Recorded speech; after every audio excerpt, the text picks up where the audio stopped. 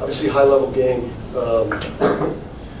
Much respect to to Shaka, and his team. Really good team. One of the best teams we've played this year. One of the best teams in the league. Obviously, championship contender, championship quality team. So to beat them is hard. Got those guys for the second time this year. Thrilled about that. The crowd too. Crowd was awesome.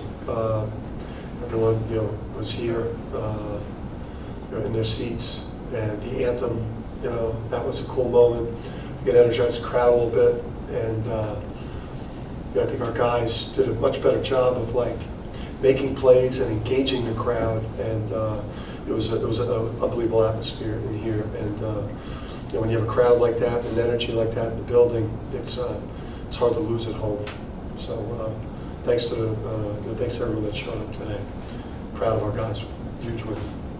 Dan, can you talk about the tone that Adama set early, especially with that basket where he just ripped the rebound away and put it in? And I think Shaka said, you guys out-violenced them today in terms of being a physical game. I mean, that's our identity. I talked about it yesterday. Teams, when we're at our best, we're not a team that people look forward to playing against because of what we could do on the backboard. The athleticism, the things that we can, contest at the rim, with our length. So, and the depth. But Adama's one of the best big guys in the country, and he's only a sophomore. But him and Tyrese, just to speak, the physicality that we played with today. One guy gets 24 and 15, another guy gets 18 and 15. You don't see that a lot. That's identity. Tyrese yesterday took some accountability, saying he himself needed to play with a little more energy and whatnot. Did you see him, the determined effort for him from doing that? I mean, obviously he did tonight, I guess, right? Yeah. I mean, your best players have to play well to win, especially when you play really good teams or you play in one of the best leagues in the country. So, RJ, it wasn't a clean game for him in terms of his shooting. I thought his leadership and the way he quarterbacked the team, was what we needed. But Tyrese and Adama played like, first team all-league players. I mean, Adama played like a Big East Player of the Year guy, and that's how you play at the top of the league, where you have multiple all-conference level type of guys, and so we need those guys to show up night in and night out. And then we got great contributions by a bunch of other guys. Dan, every time they took your double-digit lead and cut it to 3 or 1 or whatever, you guys quickly had an answer to push it back. What does that say about the composure or maybe even the maturity of your group? I mean, we've been a good team. I mean, we've been incredibly hard to beat. Marquette's one of the better teams in this league. We swept them, beat them on the road, beat them here. Obviously, we're the only team in the country to beat Auburn. We've dealt with injuries, we dealt with COVID. And then we went through just a valley part of the season, which every team goes through. So, we know that we're a formidable team. We just needed to get back to our identity, and just play with a little bit more passion, play with a little bit more fire, more force. That's who we are today. Plus 19 on the glass. That's who we are. Dan, piggybacking off the maturity comment, you got Marquette was within 1-0 run 15 minutes in. Yeah. What did you notice that changed to pull it away? We started. We got consistent stops. They were scoring pretty easily to start the second half. We tightened up defensively. We got the ball to Adama, and and Tyrese made some plays, but just the defense. The defense was elite, and minus losing some shooters at the line, and just we demoralized them on the backboard. Dan, Shaka said how the start for you guys was huge. Jordan was involved in that. Could you just talk about his continued development? He hit a couple of threes where it looked like you were going to bust out of your suit. You were so excited. Just so thrilled for him because it's this league is so tough and it's so physical.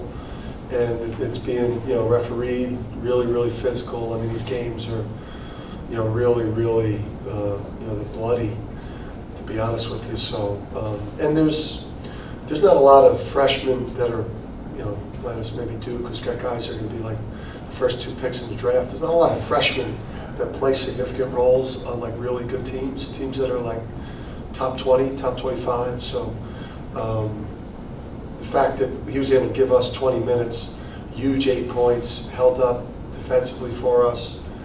You know, he's a guy that we want in that like 20-minute range, because that shooting is, you know, it's eventually going to be elite. Dan, do you need to tell you guys that this is the spirit and the energy you play with the rest of the way, or is that just something they can learn from this game? Yeah, I mean, you know, you're certainly going to have to remind, and you know, but I think what this team went through in terms of the outside, you know, the noise, you know, the unrest, you know, the hysteria that goes on when you lose at UConn. You just have to be able to turn it off, you know.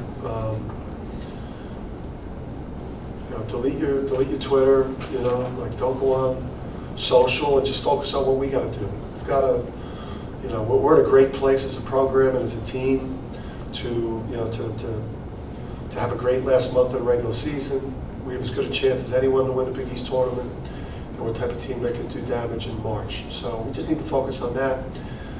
You know, turn off the outside noise, and just you know, focus on what we got to do. Dan, can you talk about Sanogo's aggressiveness and how much it opens up the offense? I know the last 3 games he had less than 5 shots attempts in the first half. Yeah, no, you know, I like to let him get up and down a couple, especially for a big. You know, I want him to kind of get, you know, get a sweat going before we start throwing the ball inside. You know, especially with a big guy, you want him to kind of get up and down a little bit. You know, before you throw it in. I think we scrapped that today and just started just start throwing it in. Bleed. So listen, he's one of the best big guys in the country. We've got to play inside out, and yeah, sorry about that. Gotta give him the ball all the time. The dude is a force. Dan, the sequence, we got a 3 from Hawkins and a 3 from Tyler early on. How much did that help kind of set a tone, get the building going, and just alleviate some pressure from other parts of the offense? Yeah, no, those help, because if you miss those, you know, maybe it's like now instead of, you know, the crowd getting into it, maybe it's the murmur or the moaning, which then kind of, you know, it's a little unnerving. So like, yeah, when you play at home, you got to make those so the crowd gets involved, and then it inspires your defense. But just to get what we, you know, got from the bench, you know, to be able to get 16, that's a good starting point. I think we could, you know, I think those guys are capable of more. The sequence inside of 2 minutes when Tyrese scores on the putback and Andre gets the steal, then I think RJ misses, but then Andre gets the offensive rebound, another miss, Adama. Was that, you didn't score there after that, but from that sequence, but was that a good representation of sort of the identity you talk about? Yeah, I mean, we didn't sit on people's backs like we did in the Villanova game or in the Creighton game. You know, we fought for inside position. You know, we pursued the ball like our lives depended on it, because really going into this game, I mean, we couldn't lose this game. I mean, we played with the desperation that you need to play with every single night. You know, which just happens to be, you know, our identity. We're good? Thank you.